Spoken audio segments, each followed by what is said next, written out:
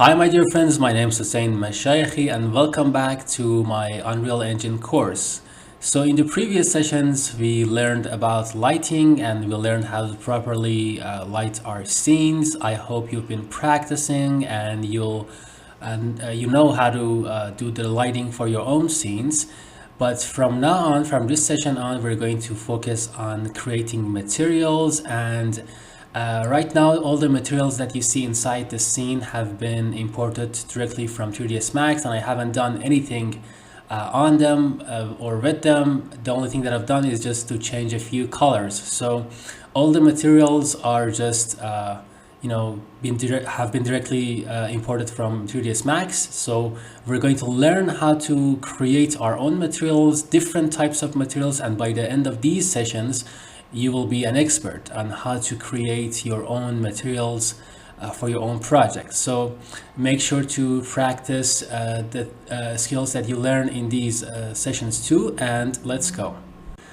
All right, now before we start, I'm going to tell you something. We are going to work with Quixel materials, which is a very common practice. They have been used for some time, and you probably have Quixel in your Unreal Engine here on this tab, Quixel Bridge, but in previous versions of Unreal Engine, this Quixel Bridge was not present in this tab, and we had some challenges to add it. But from Unreal Engine 5 going forward, we have it for all the blanks, even in the game blank. And if you didn't have it for whatever reason, you go to Edit and Plugins, and here in the search box you search for Quixel and you find Bridge, Quixel Bridge. You check it and then reset Unreal Engine, and the next time you open Unreal Engine or when it comes up or gets loaded, you will have Quixel Bridge. Okay, so let's just open it and see what it's like. Now in the past, Quixel was a separate program and you had to import the Quixel materials into Unreal Engine, but now they have been integrated and it has made everything easier. So this is the main window that you interact with for Quixel materials. In the left panel we have 3D assets, building, food, different types of assets and different types of buildings. So everything has a category, which is very useful. For example, we have plants, all types of different plants that we get to choose and use in our projects. We got what else? Surfaces, which is very useful: bricks, plaster, sand, tile, rock, anything. Okay, very complete collections. We have also imperfections, which are very useful to add minute details to our work so that they become more realistic. We have dirt, damage, stain, everything. Let's see. And we also have collections, which is a collection of objects that are related to each other. For example, city, street, cars, vehicles, barrels, and this type of stuff. Garden tools, for example. And we have everything that we would want to use for that scenario. Okay, so let's see. We also have human presets. Again, which is very interesting, and we can also add everything that we like to our favorites. For example, I'm going to add this banana to my favorite objects with this heart button, and I have a quick access to it with favorites. And I also have we also have the local category, which consists of everything that I've used and downloaded so far. So right now I've signed into Quixel. We have this About Bridge, which tells us the version of the Quixel software that we are using. We also have, let's see, Preferences. And this library path is the destination that everything that we download for Quixel is downloaded to. So for me, it's on Drive E inside the folder Mega. So these are all the assets that I've downloaded so far. Okay, so you can see for yourself. This is the PNG that is used for that asset. And the point here is to use a drive that is empty and has enough space on it for your materials to be downloaded to. So you can change this library path anytime that you would want to. Okay, let's close it. All right, let me just sign out from Quixel for a second, and let me show you how to sign in for the first time. So when you want to sign in, if you click on this button, you have the sign in option. When you click on it, it gives you a variety of different methods to sign in. You can sign in with Epic Games credentials, which is basically the easiest way to sign into Quixel, and uses the same email and password that you have used for your Epic Games or Unreal Engine registration. And you only need to just allow access to Quixel 2, and you can just copy the email address that you used for Unreal Engine. Let me just do the same. So I copy this email that I used for my registration, put it here, use the password, and I can just log in now. And I need to allow some access to Quixel. Okay, and then it takes a couple of seconds. Then I need to agree to some licenses and some rules and regulations. This one, there's another one that I'm going to agree to, and I can just get it started. And now I have signed in successfully inside Quixel, and I get to use all the perks and all the stuff that I have here. Now, if for whatever reason you could not use this method to sign in, you can easily go to the Quixel website and register with any email that you like, and use that those credentials to sign in to Quixel inside Unreal Engine. So that's gonna work just fine.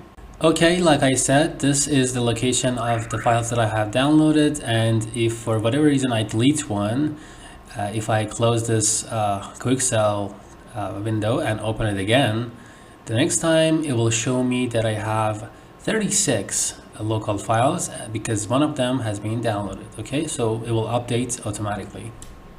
Okay, so to actually start using these objects from this Quixel library, it's just very easy. There's nothing complicated about using these objects. We're just gonna have to find some objects that we can use in this setting. And for example, I go to interior, and I'll probably find some decorative material, some vase or something, and I'm gonna show you how it works. So let's see, some plant holders, for example. Let's find a vase or a decorative object that could somehow fit into our interior scene. Okay, let's see, this candle holder looks nice. Okay, take a mental note of that. Maybe I would download that, but I'm looking for, okay, let's just download this candle holder. Okay, so I select it, and I can use this green button, download button, or I can use this other button. And from this window, I choose the quality. I'm gonna use a high quality, and I'm gonna click on download. It's gonna take some time based on my internet connection, and it's gonna be downloaded, so you have to wait a while. Okay, and after it has been downloaded, I use this add button. Okay, and if it's a high quality object and if it uses nanite, it may take a couple of more seconds, but it will get added. Okay, so right now, if I minimize this window or close it momentarily, if I go to my content browser, I can find this object here. Let's just find a nice place for it to sit. For example, on this side table would be a good place. So we have some materials and textures here related to this candle holder, but I'm gonna drag it here from my content browser, and I'm gonna use these controls. Let me just change my camera speed. Okay, so it will be easier to move this object. Okay, and I'm gonna place it on this table like so. All right, so put this on 1, for example, so that it's easier to just move this around. See the details, the amount of details we have on this candle holder, just beautiful. Okay, So that is all it took to add that object. So let's go back to Quixel, find a couple more and start working on them. So I go back to this list of 3D assets. We have all types of different assets, a lot of decorative objects that we can use, but let's actually go back to an urban setting. Okay, let's just go back to home, 3D assets, interior. Okay, let's just find something here. Okay, let's find a decorative object, for example a vase or vase. Okay, some plant holders, let's see, some bowls, pitchers. We have a lot of things here, ornaments, picture frames, maybe this one, maybe this picture frame. Okay, so I'm gonna click on download, and on this quality tab we also have nanite. But to be honest, nanite is a very useful object when we are working with games, mostly not in an architectural setting, because for example imagine an open world game where you have this massive map full of different things in it. Nanite would be useful there, but for our interior scene it doesn't really matter that much. So I'm going to download it and add it to my scene, this frame too. So click on add, wait for it to be added into my scene, and now I can just go to my content browser and we have these folders here. So we have this mega scans folder. Inside we have 3D assets, because what we downloaded so far was from the category 3D assets, and inside we have this candle holder and decorative object. So it's the frame is inside this decorative object folder.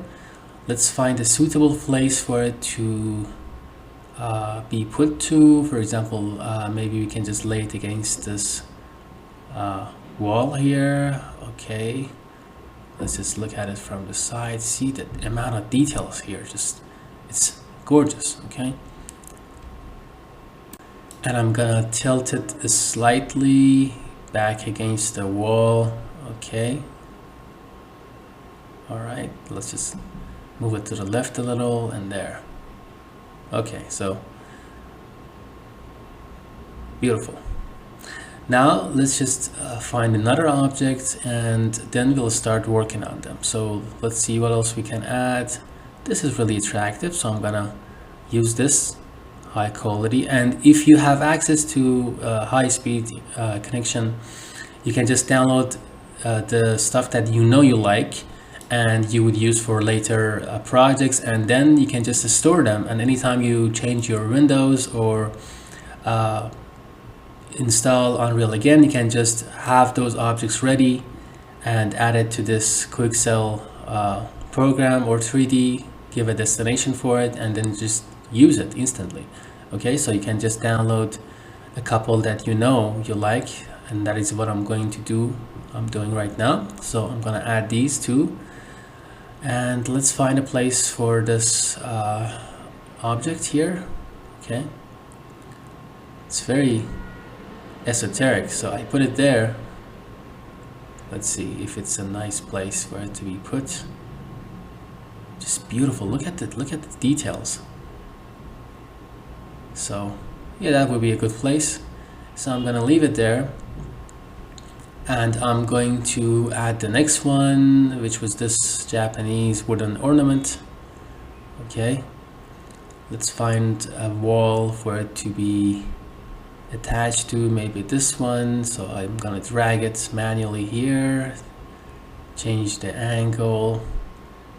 Okay, I think I need to rotate it to, this is a tree probably, it's upside down right now. Let's just use these controls that we learned about the first couple of sessions, and then yeah, it's a tree. Okay, so I'm gonna change the scale too. It's a little too big. I'm gonna make it smaller, move it to the right. Okay, there.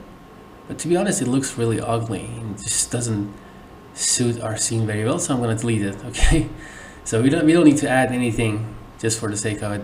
Those objects were enough. So All right, now let's learn how to add different materials to the objects that we already have in our scene. For example, this piece of furniture here. So I go to Quixel and I need to go to surfaces because I want to add a fabric. So I'm going to find fabric here. Okay. Now I have carpet, leather, pattern, plain, and I can just go through all these different fabrics and use one that suits my project. So that's what we're going to do now. Let me just find the right one. We have leather, pattern, maybe this one, this white one. Okay, this would be nice. So high quality and download. Okay, and I'm gonna add it with this button. Okay, and this is what we get. In our content browser, we have a few textures and the actual material. So we have this main texture, which is called diffuse by some people call it albedo, and it's a very important texture. And we have a few controls here that we can just tweak and change. We have brightness that I can change. Okay, I increased it too much, it became too white, so let me just put it back on 2 or maybe just back to 1. Okay. And we have brightness curve that if I increase, it will become darker. Okay, so you will have a darker color. And we also have saturation, which controls the amount of color that we have for our material. If I use a number like 10, we have more colors. Number less than 1, less colors, more grayish color. And these are the most important ones that we talk about. Maximum texture size, which is also important. Right now it's on 0. If it's on 0, it's the original size that the texture has given us. Let's check that together. So if I go to this texture map, you can see that this is the place that it has been saved to. This is the actual size on our hard disk, and these are the dimensions. Okay, so it's 4000 in 4000, which is basically 4K. So if we had chosen medium quality, probably it would have been 2K, 2000 in 2000. Less size on our hard disk, but less quality. So it's a 4K image, and with maximum texture size put to 0, it's the original size. Okay. This other map that we have here is called the normal map.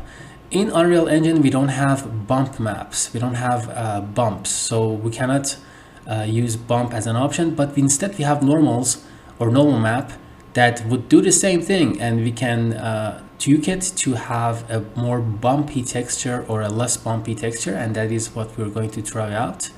So if I add this material to this furniture, okay, wait a couple of seconds to be applied to there. Okay, so this is the material. We do the same for the other sofa. Be careful not to choose the texture. So if you do that, you will get a new material. So let me just delete this. Make sure to just add or drag the actual material into that object, not the textures that you get with that material. Okay, so if for whatever reason you didn't have time to create your materials, you can just use Quixel, which is a very handy library. Okay. And when we don't have enough time to create our own materials, we always can count on Quixel. Okay.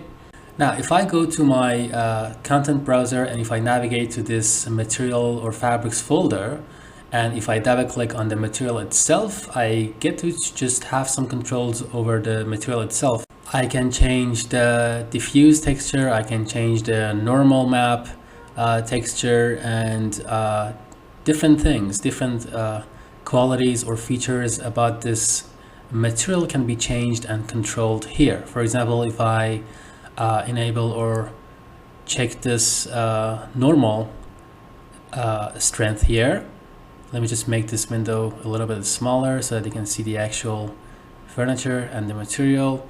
Now if I choose the value for normal strength here, for example, make it 5, you can see that, or 10, you can see that it becomes, my fabric becomes more bumpy, it becomes thicker. See, okay, maybe 20, okay, and it becomes bumpier and thicker. So I can do the same thing with the roughness of this material. For example, if my material had roughness, I could have changed that and shown you that, and that is what I'm going to do later in the video. But for now, you just witnessed how easy it is to apply a material to our objects and how easy it is to tweak it. So for example, you can just change the material for this wooden table here. Okay, I just made a simple copy of this table here and put it to the side so that we can have it for reference. Now let's just start create a wooden material for this table here. So we go to our Quixel library. So I'm going to open it from this tab. Okay, we go to surfaces and let's just find wood. Okay, and we have a lot of options and items to go through, and it's just so many different materials, so many good ones for parquet floors, and it's just a joy to work with. If you have enough time, you can just search these materials until you find the absolute right one for your scene, and that is what I'm going to do. I'm going to replace it later on with the same material that it is used right now, but for the purpose of this video, I'm going to find one that is kind of suitable for my scene. So let's just go through some of these together and find a good material. Okay, so maybe this, no, let's see, maybe this one, let's see. Okay, it's not that bad, so let's just use that one, the North Indian rosewood veneer. We have the highest quality also, which is basically 8K, I think. So high quality was 4K, highest quality is 8K. And if I click add, because it has been downloaded before, I can just use it right now. So if I drag the material into my table, just like that, it is applied to my table, and you can see that it's just there. And from this panel on the right, I get to see all the different materials that have been used for the pieces on that section. So if I click on this revert button, it'll be reverted back to the previous wooden material, and I can just drag it back either onto the table itself or this icon that I have on the right. And as you can see, I applied the texture to all of these objects. Okay, so I click revert on those, and you can see just how beautiful this looks. Check the quality. The quality is absolutely great. So the Quixel materials are really a joy to work with. And if I double click on the material, I can just change the roughness and some other controls that have been designed for me. So for example, if I go to roughness, let me just put this window, make it smaller. Roughness is basically the extent to which your material looks either shiny or matte. Right now the value is at 1. If I put 0 here, for example, you can see that it becomes very reflective, very shiny, and it resembles a high glass type of texture for me. So if you want that type of texture, you should use a value of that vicinity, or if you want to have a more matte finish, if you will, you can have a value near to 1. Okay, so for example, this is what 0.5 would look like, and I can just save it and use that. So if I want to change the color of my texture, I should just double click on this texture icon, and I can just go to saturation.